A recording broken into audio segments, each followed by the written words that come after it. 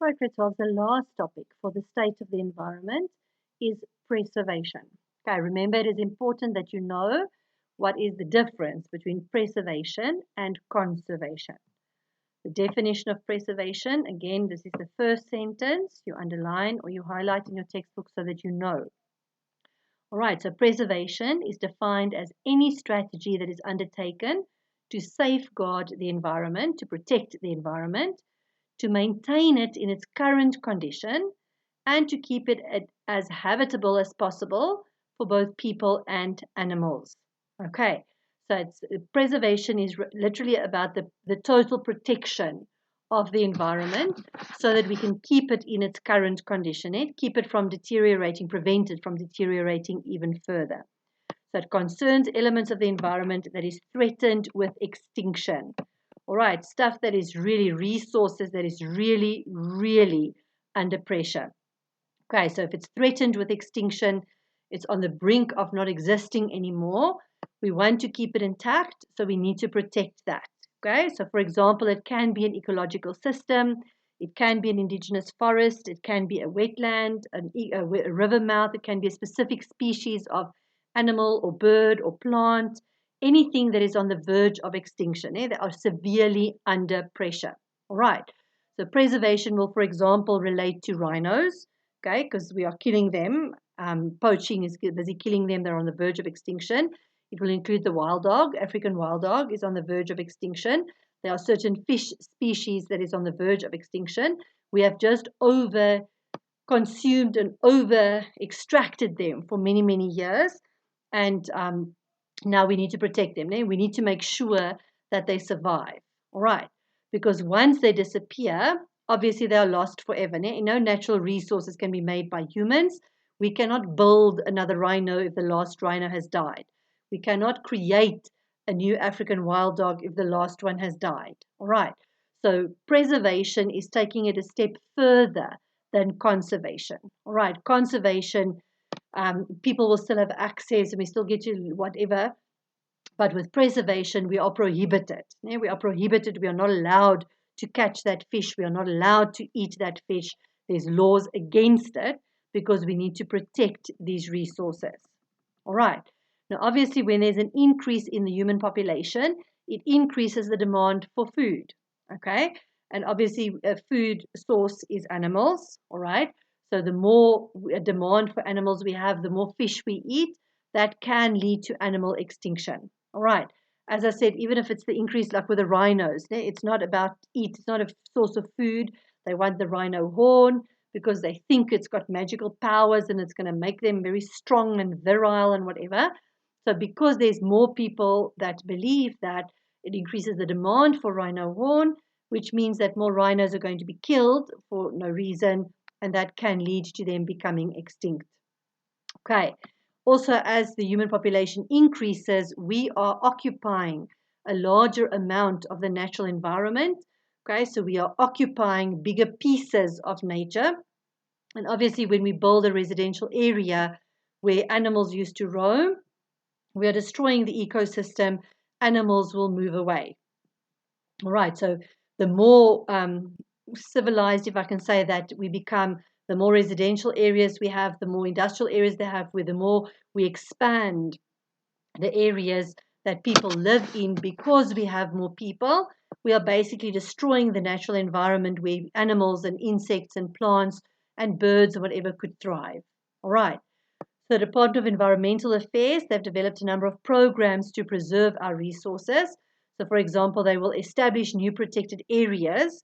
Okay, if they find that we need to protect a larger area and prohibit kind of human activity in these areas, they can expand existing reserves, just make them bigger, okay, so that we protect larger areas of the country.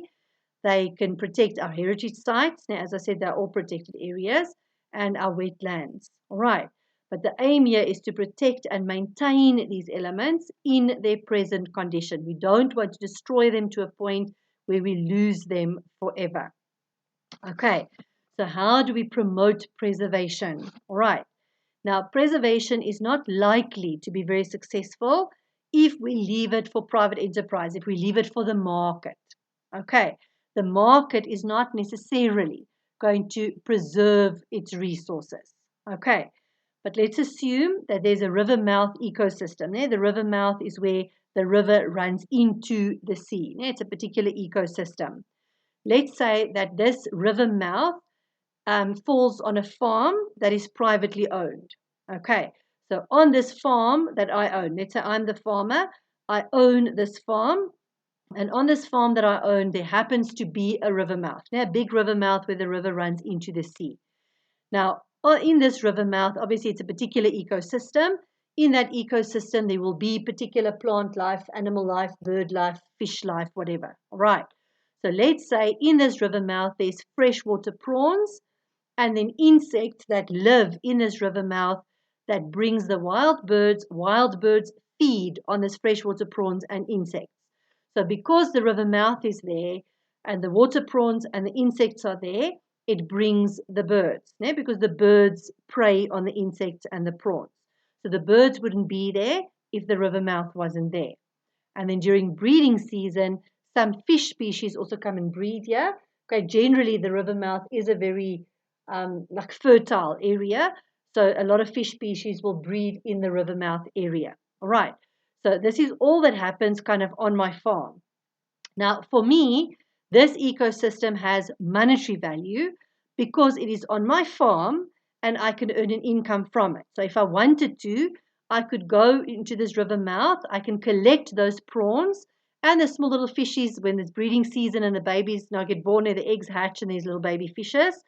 We can now take these prawns, I can collect these prawns and I can catch these little small fishies and I can sell them as bait to fishermen that are allowed to come onto my farm and fish in the sea.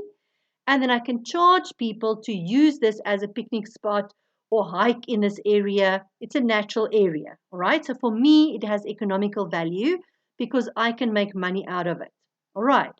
But the benefit to society is also there, all right? The benefit for society, the benefit for the people, the community in the country is bigger than the income that I can receive. Okay, society, the people can have the pleasure of the scenery, to go onto the beach and see the spectacular thing of the birds now catching the insects and, the fishes moving around in there. It is something that people can see. It's a scenic thing that people want to go and see. I can go there as society, members of the community. If it wasn't on my farm, they could go there and fish, fish for food. People could provide for their families from the food that they could be catching there, okay, from the fish that breeds there. The birds are breeding there on the riverbank. Nature benefits because it's creating this breeding ground for the birds, a piece of unspoiled nature. All right. So if it wasn't on my farm, if it wasn't my private property, society in general would be able to benefit from it. Because it's on my farm, if society wants to benefit from it, I'm going to charge them, right? They want to come onto my farm to see it, I'm going to charge them. They want to come on my farm to fish there, I'm going to charge them, right? I will be the only one that gets the benefit of it if it was my private property. So society's benefits would basically be lost if it was private property. Society would not be able to benefit from it. I would be the only one that is going to be benefiting from it. Okay. But now the problem arises when I see the opportunity to scrap the farming idea. I'm not going to farm on this piece of land anymore. Instead, I'm going to develop this river mouth into a holiday resort. All right. So I'm going to basically destroy this beautiful piece of nature. I'm going to build a hotel on there or little chalets or stuff that people can come and live on, right? I'm going to develop. I'm going to put money into it. I'm going to develop it. All right. Now, let's say my income is 10,000 Rand per year. If we could quantify the benefit to society, that the people be able to fish there and see the beautiful scenery and whatever, for society, let's say that if we could quantify that, they would receive R1 million worth of benefit per year. Okay, obviously social benefit exceeds my personal benefit, my private benefit, because I'm only going to earn 10,000 Rand a year. Society stands to gain R1 million a year. Okay. Now, in a market economy with property rights, if my property rights were respected, I would have been allowed to develop if I could earn a profit that exceeds 10 million Rand. Okay, so if my profit exceeded social benefit. If my private benefit exceeded social benefit, so if I took this 10 million rand profit and invested it at 10%, I would have received an income of 1 million rand instead of the 10,000 rand.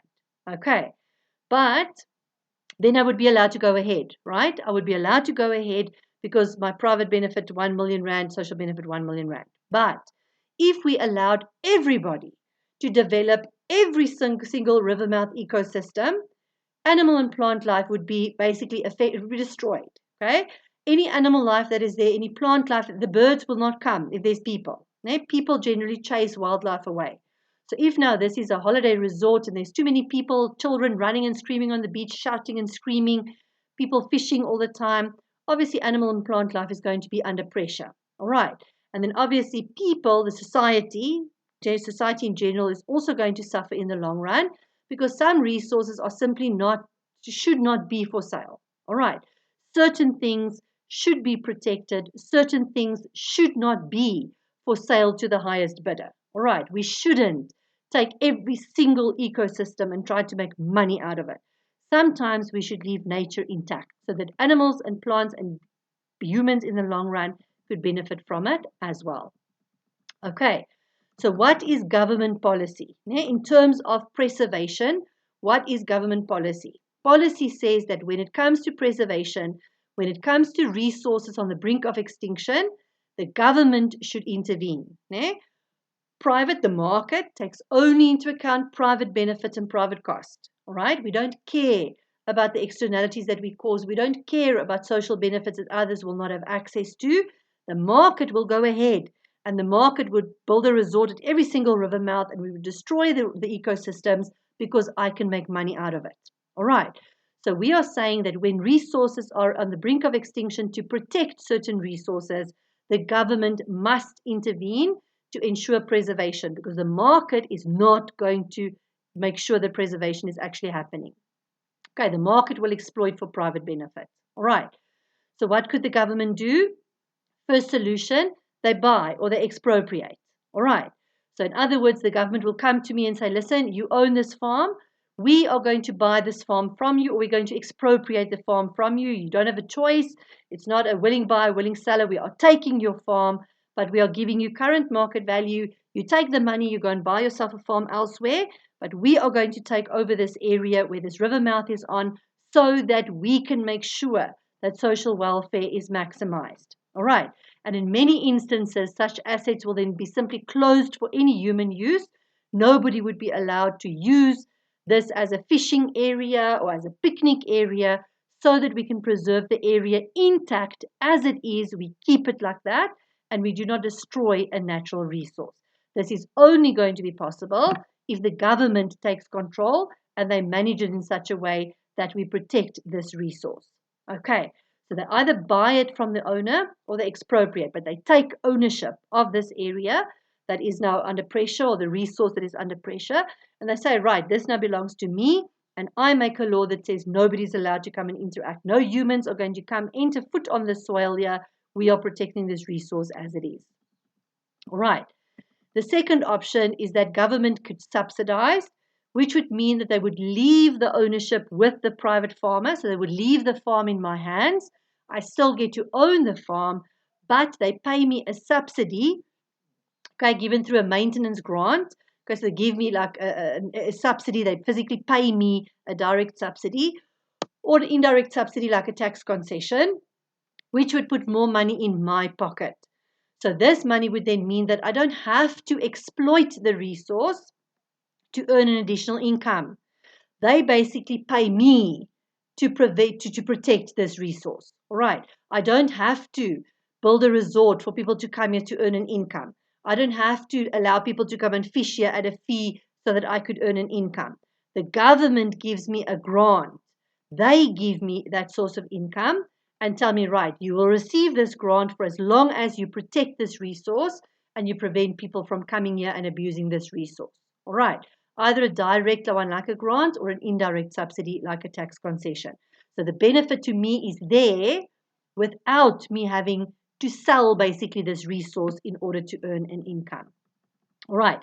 The government can register a servitude, which means that a portion of my farm belongs to them. Okay, they will pay me out, but the rest of the farm gets to be mine, but a servitude is registered on a piece of land, which means that I am not allowed to use that land. Nobody else is allowed to use that land, and then the area obviously will be protected.